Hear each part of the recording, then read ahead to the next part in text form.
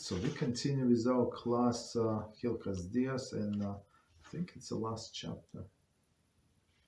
Right, it's the last chapter. And based on this chapter, it's actually, I think Chafetz Chaim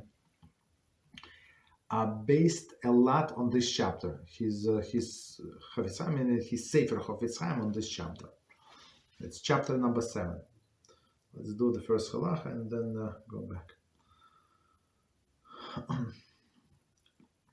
And it says, so chapter 7, halacha 1. A person gathers gossip, exactly, about a colleague, violates the prohibition, as it says, Vayikra 19:16, do not go around gossip among your people. Even though one who violates the transgression is not liable for lashes, it is a severe sin and can cause the death of many Jews.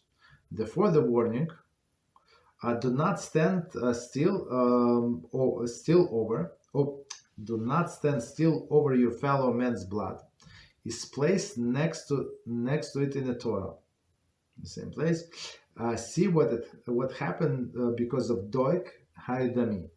Okay. So, all right. So let's do from the beginning. There are many commentary and we explain. The person who gathers gossip about a colleague violates the prohibition. So gathers gossip as the question and then spread the information. The word meragel, usually the Hebrew meragel would usually translate as spy, like this meraglim that Moshe sent, right? Or they send themselves, right? Meraglim. Rashi, right? Rashi, in his commentary to the verse in Vayikra, explained the spy and a gossiper act very similar. Both gather information to tell others. So, and I don't know if you know, but I know these people, and they come and they nice and sweet, and they ask all of the questions, like and they're interested. Where did you go to vacation? Was it nice? Was it not? Oh, did you go to this wedding? Oh, please tell me, how was it? Was this guy there? No, interesting. What food did they serve? What cater? What this? What that? And then guess what? This person lives, and this guy start telling, or this, I don't know what girls for sure, but I know only about guys. And these guys start telling everybody, oh, did you go to this wedding? Oh, you did not go. You know who went? Who? And he started telling. And you know what else he told me? So it's exactly like the spies. So they go sniff out the information, and then bring this report to somebody else. But I guess in case of the spies, there is some agenda, right? They trying to win the war or something. But here the spreading of the gossip is just for self-indulgence. I think they just enjoy it, right? So, but commentators say the spy and the gossiper act very similarly. They both gather information to tell others. His commentary is also explained why the Hebrew letters Gimel and Nun.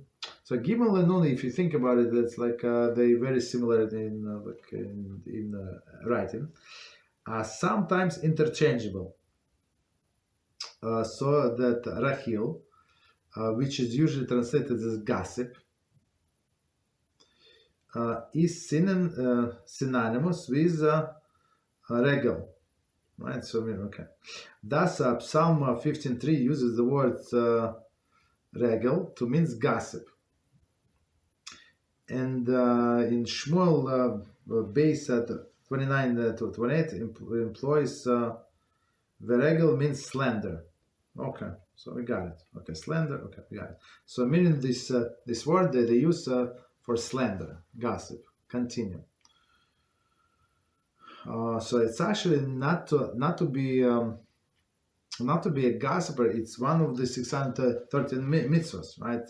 It's in Sefer HaChinuch, Sefer HaMitzvot 301 and Sefer HaChinuch 236. Included one is 613 mitzvot of the Torah.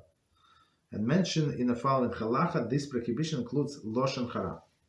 Right, so Lashon Hara, Rechilus. Okay.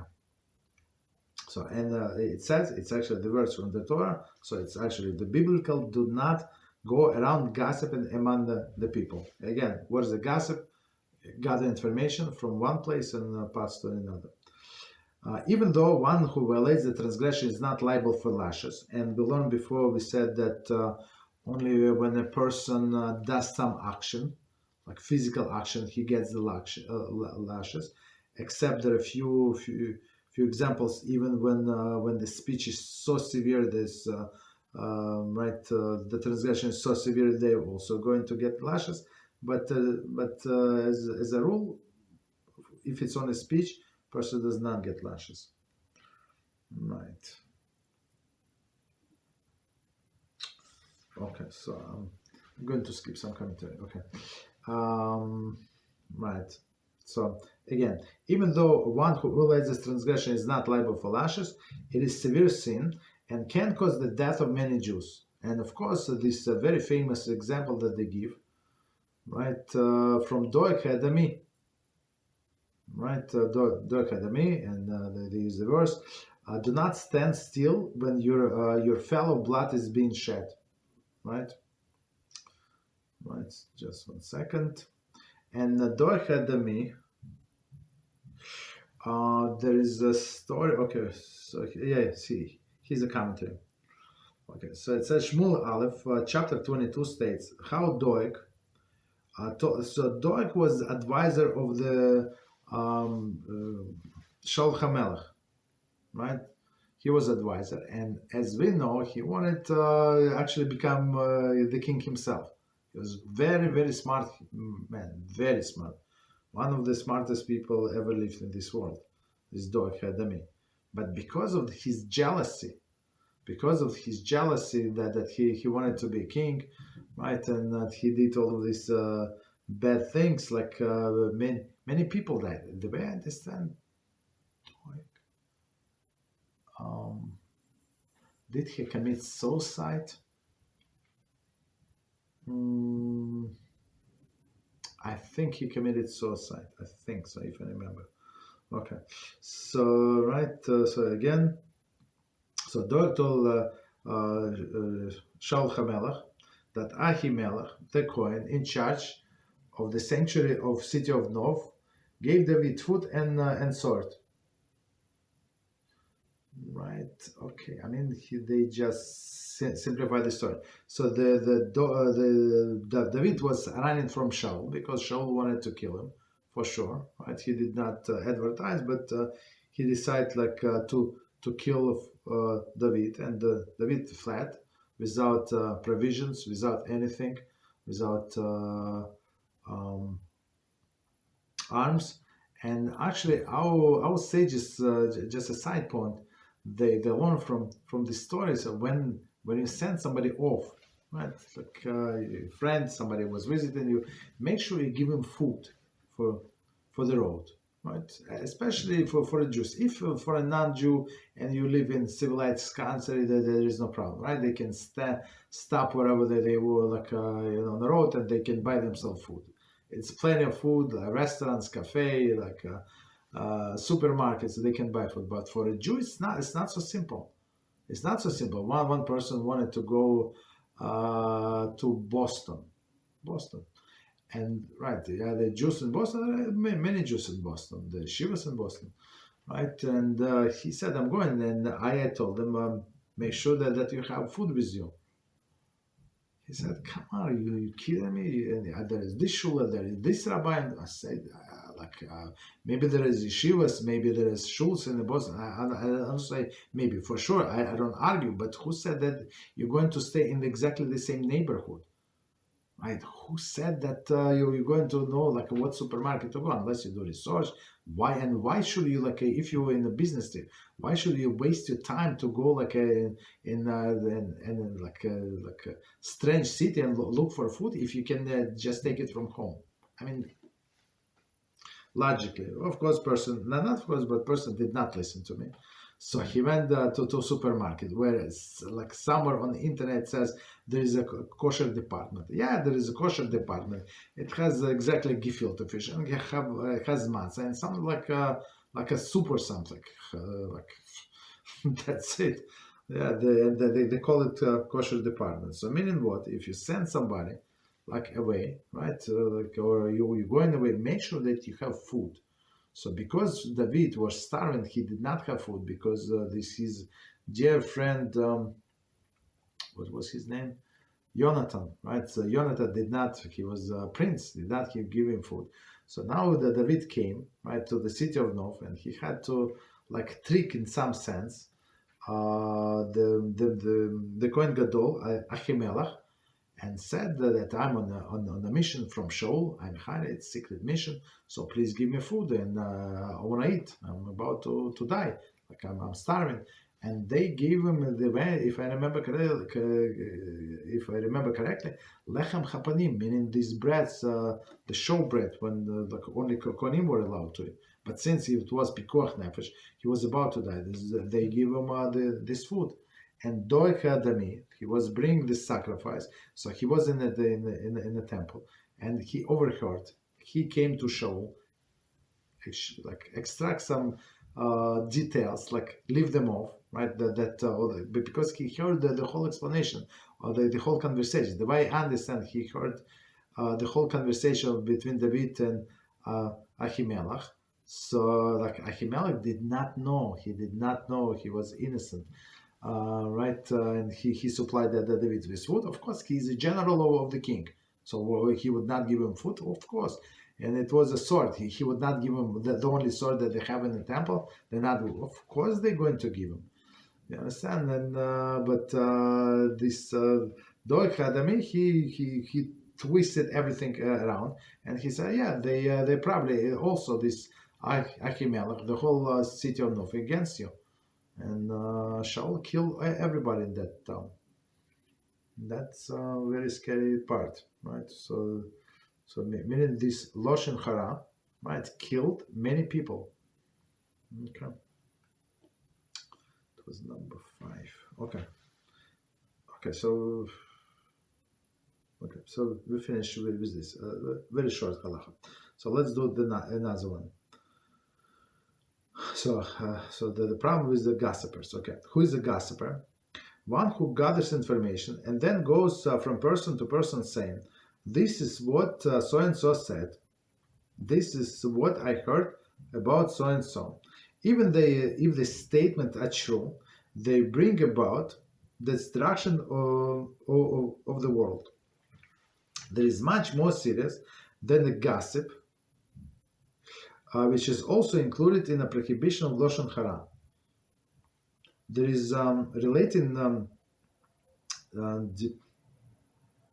deprecating facts about a colleague, even if they're true. Lashon Hara does not refer to the invention of lies. There is that is referred to as defamation of character. Rather, one who speaks Lashon Hara is someone who sits and relates. This is what so and so has done. His parents were such and such. This is what I have heard about him. Telling uncomplimentary things. Concerning this transgression, the verse of Psalms 12:4 states, "May God cut off the guiltful lips and tongues that speak proud things." Okay, so let's try to understand what it says. I mean, we'll learn this in Sefer Chafetz Chaim. Actually, with just a little correction. Whatever we learned was not a Sefer Chafetz Chaim. It was based on a Sefer Chafetz Chaim. It's very, very, very important to note. Right, we call it Sefer Chafetz Chaim, but it was not. Okay. So let's see. So number 2 from the beginning. Who is a gossiper? Number 6. So this Rahil translates a gossiper sometimes means peddler, rehilos, right? Rashi comments that the similarity between the two. The peddler takes the wares and travels around, offering them to the potential clients. In such a same way, a gossiper peddlers his words. So peddler. I mean, today you don't see much, but in olden days, like even in my days, so people would go from door to door, they knock door, and they would buy like a brand new. It's not like he would distribute, I don't know, whatever, knives or like a set of pots, or I don't know, like flashlights. Some like people would come door to door and try to sell you something like in the olden days, 30 years ago and plus 25 years ago, right? Many years ago, right? So meaning what? See, he gets his wares his things somewhere, and then he goes from place to place. He try to sell it. Right? In olden days, that was a very Jewish profession, especially in Europe. That's what people do. They would go to fairs, like country fair, or like city, like town fairs, that would be once a year. They buy wholesale, and they would spend a few months after that, to send in retail, and they would live from the proceeds the whole year. Right, very Jewish profession. Right, but unfortunately, if you travel with, if you Talmid Chacham and learn Torah while you walk, and that's amazing. You have somebody to converse with. But other people, they just would get all the news from one town and go to another town, and the guy would be very popular. Everybody would ask him questions. So how is my relatives in that town? How people are doing? Are they cheap? Are they generous? How they who hosted you in that town? What would they eat for Shabbos, stuff like that. So all of these things. So meaning, and people, unfortunately, these peddler were gossip mongers, like not good people. Many of them, like some of them was good, but the profession is it's like dangerous profession. Can lose your world to come, basically, if you're not careful. Okay. So again, the peddler takes his wares, travels around, offering them to potential clients. So meaning, so the person starts conversation. So all of this salespeople, they have an easy way to time to contact to everybody. They can start talk from nowhere. You're on a gas station, you're filling up, you mind your own business. The person start talking about work, it's 7:30 in the morning. What do you want from my life? You understand?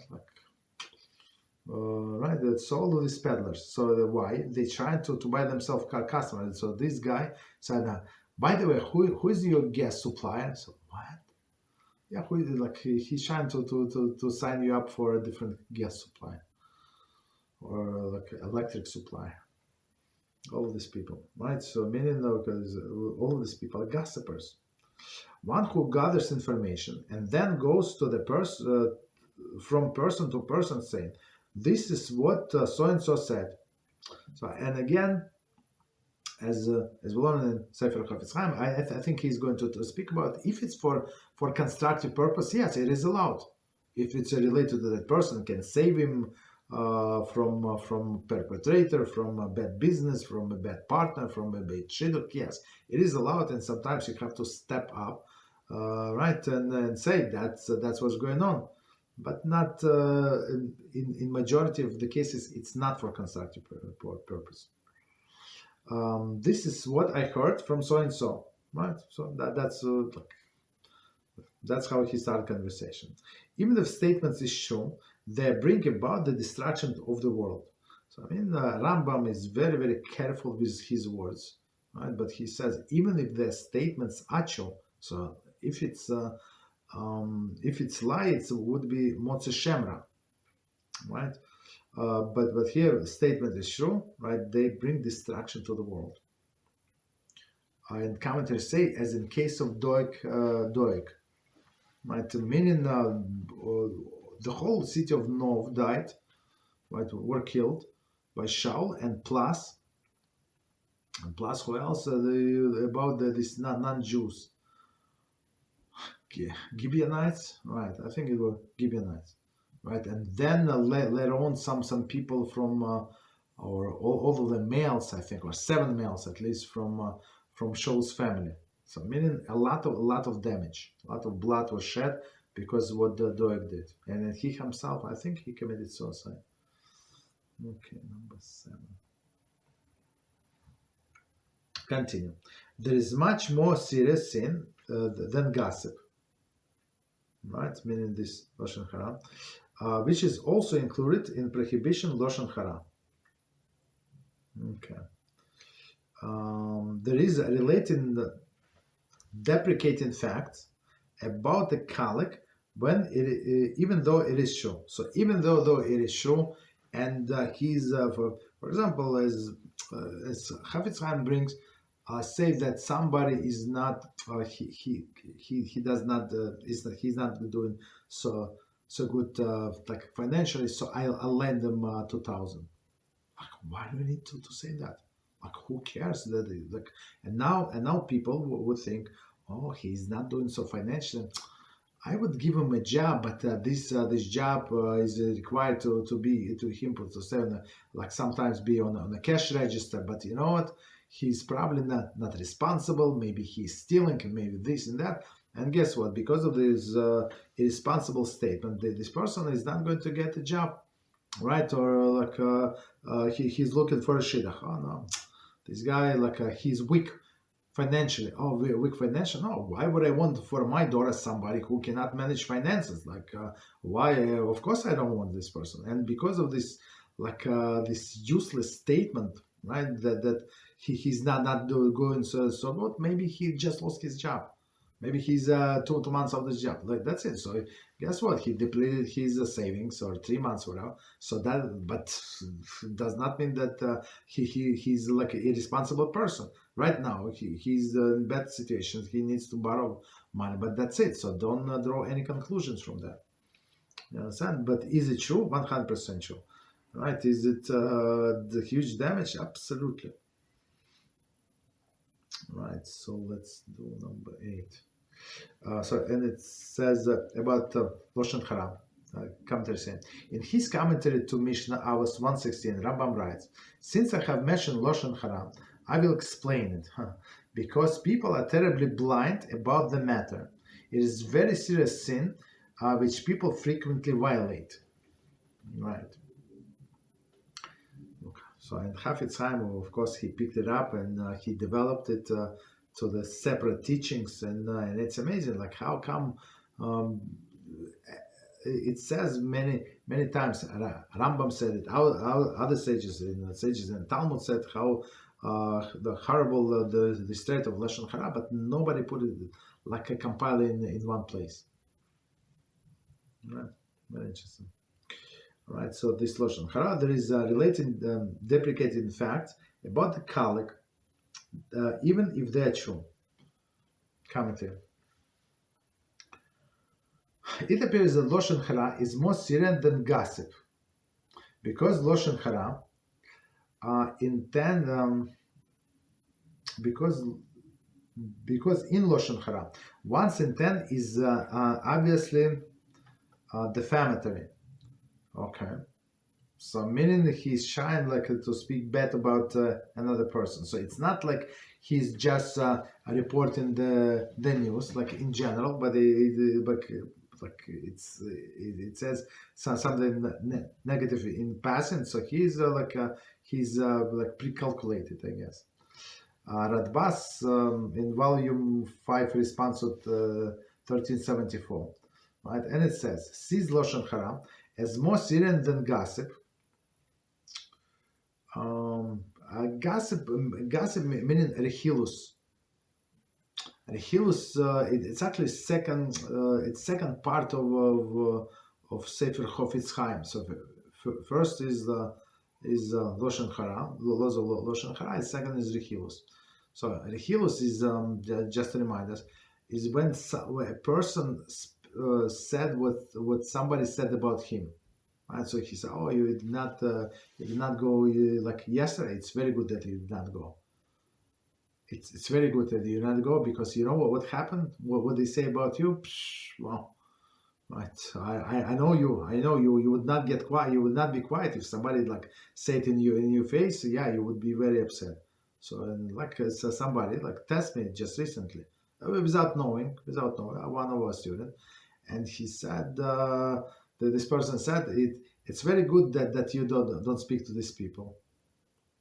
Okay, I'm just ignoring it, right? Because like if you only knew what they said about you, I just ignore. You understand? So, but they say about me not like it's absolutely irrelevant. It's absolutely irrelevant. But that this is like pure case of rehilos. Right, so meaning if a person wanted me to ask what exactly they said about me. So if I would ask, so I would provoke him to put a stumbling block in front of the blind. It's not going to help the situation. I don't talk to these people. I do not talk. I do not care what they say. You understand? It's very interesting. So, but this require the handling this specific situation at least for me, I'm talking about myself, require me like pre-preparation. Like I was ready that somebody would ask me this question, like put me in this situation, so I would ignore it. Otherwise, if you ask them what did they say about me, in a sense, you put a stumbling block in front of the blind, especially if a person is not God-fearing person. He or she are going to add some things that were not actually said. You understand? To make the story more interesting, more juicy. And it's for sure it's going to create friction between you and the other party. Okay.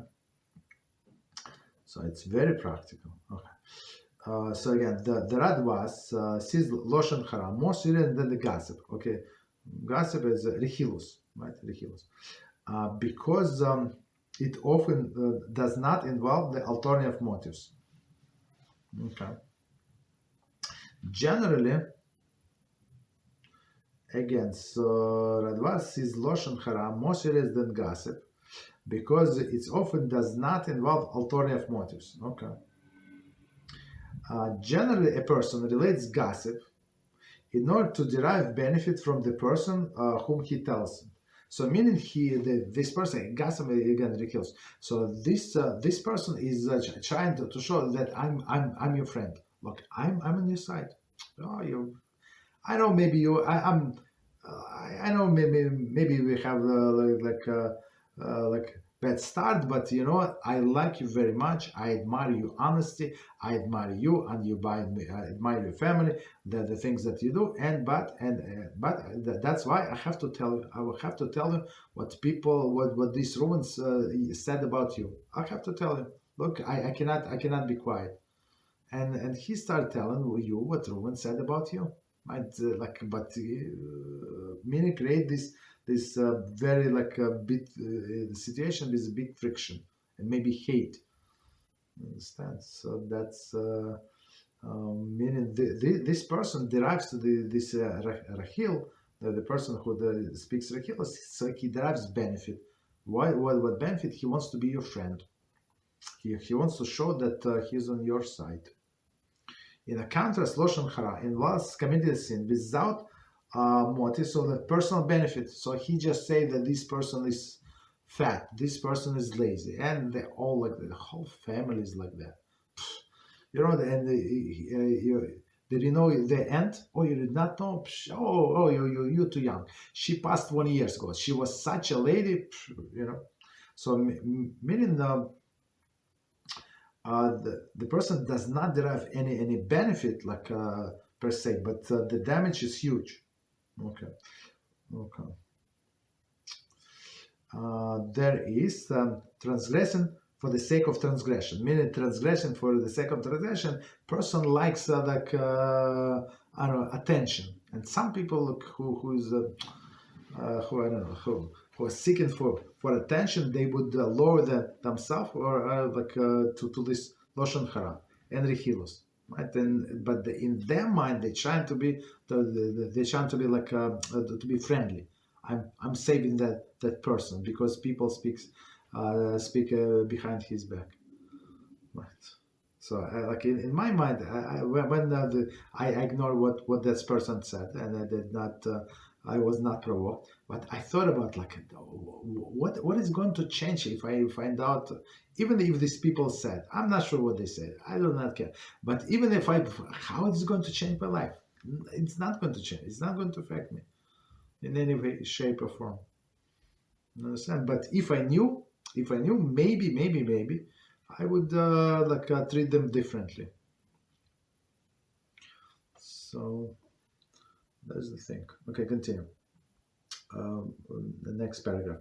Lashon Hara does not refer to the invention of lies. So again, I mean, Rambam said it 3 times. No, it's actually in parentheses.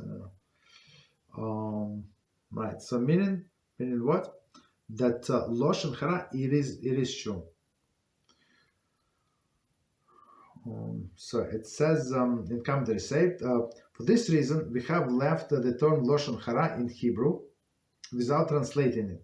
Often translated slander. Right? Slander is natural. Right? Slander is something that is natural. Lashon Hara is true. However, slander is definition involved invention of false information. Exactly. Thus, we see the uniqueness of the ethical approach required required by the Torah. Even though everything that one says is true, 100%, right? Related such information is prohibited. So, of course, needless to say, the slander is not true. The slander is forbidden. But even this information is true. It's absolutely forbidden to relate it. Why? Remember what happened to the dog. So it's only start, and you don't know, and nobody knows how that person is going to react. So you thought that he or she is going to react nicely. It's okay. So maybe the agenda was that that this person is going to be warned, or they're going to stop relationship with this person. But it could be could end with disaster, family destroys something. Okay. So again, the whole sentence. Lashon Hara does not refer to the invention of lies. That is referred to as deformation of character. Deformation of character commentary. So this is Motze Shemra, right? The deformation of character. The commentary question, which prohibition includes in the sin of defamation of character. Okay. The Rambam does not say that it is included in the sin of gossip. In Hilchos Sanhedrin 21:7 and Sefer HaMitzvos negative commandment 281, it said that the prohibition did not accept the false report. Right? Shmos 23:1. So this is false report, right? Slander. And also applies to Lashon Hara. Right, to Lashon Hara, and needless to say, to slander. Right. So why? And that's the famous question. Why is if Lashon Hara is true, as we said, right? So why do you say that do not accept the false report? So the report is not false, right? That the information is correct. So our sages explain, no, it is false because he had no right to say it. And most likely, it's one explanation. Most likely, person who has agenda to speak bad about other people, he would withhold some information, and he would not comply with the 7 rules of Chofetz Chaim, right? For sure, like many faults in there, for sure. So that's what makes it false. However, perhaps the terminology in those sources is less precise, and he's referred to the deformation of the character, right? As well, Lashon Hara. Okay, no problem. We continue. Rather, one who speaks Lashon Hara is someone who sits and relates. This is what so and so has done, right? Meaning, it's like, what is your business, right? What is the business? what do I care what this person did? Understand? Especially we said if you're in position to influence that person. For example, this is your son, right? This is your brother. This is your I don't know, this is your father. Maybe he's going to listen. Maybe this uncle. Maybe this is your best friend, childhood friend. Yeah, they then you probably most likely you're in position to help that person, right? Then in this case, you're allowed to listen. So meaning because it's constructive. But if it's a person like a I don't even know this person. I know the names and I know the face. But if they're going to tell me, am I going to come over to him and rebuke him and give him musar, or I'm going to he's not going to listen to me. You understand? And I don't have intention to talk to him. So meaning I'm not allowed to listen to him. And of course, this guy is not allowed to tell me these things. For sure, it's not for constructive purpose. So it says commentary, the Hebrew Baal Lashon Hara means the master of the Lashon Hara. the person who is constantly involved in Lashon Hara. So Baal Lashon Hara. So everybody from time to time sleep and say Lashon Hara, right? And so when Rambam when he lists all of this, what is it? These 24 categories, 24 categories of people who are not going to get Olam Haba, right? And one of them is a person who speaks Lashon Hara. But we have to. I don't remember. Was it in a text itself? I think, or it was commented. I would not remember. I would not. But it says Baal Lashon Hara, who constantly speaks Lashon Hara. There is no way for him to do Teshuvah. So meaning that this need for him to relate the gossip, it's like in his bones. Understand? So most likely he's not going to repent. But for a person, right? If he's only occasionally does speaks Lashon Hara, is much easier to do Teshuvah. Much easier. Same is like with all other character deficiencies. So if you're not habitual sinner, it's they scare you, right? One time, 3 times, right? They show you the consequences of their actions, and that's it. Like a person would stop. But if person it becomes his nature, it's not so easy to stop. It's actually from Share Teshuvah. Continue. Okay. So he sits and relates. This is so and so was done, has done, right? This his parents were such and such, right? And this is what I have heard about him, telling in uncomplimentary things, right? So we have some people comment on one of our channels, and only negative things. They we misspell something, or we said one word, one idea. One time I made a mistake. I made a mistake instead of what is it? Instead of Ari, I say Rabbi Shimon Bar Yochai, or like opposite. And the guy no, it's not right. And he started the whole lecture that this lived 500 years ago. This is 2,000 years ago. This, it's obvious that I misspoke, but this guy some people just wait for you to trip, and they are already there, right? So we always only uncomplimentary things. Very interesting.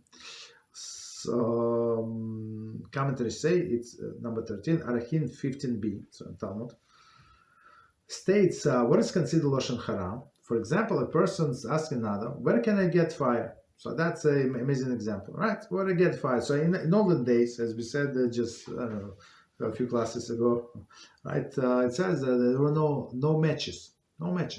Or no lighters. So a person would go and borrow. What is it?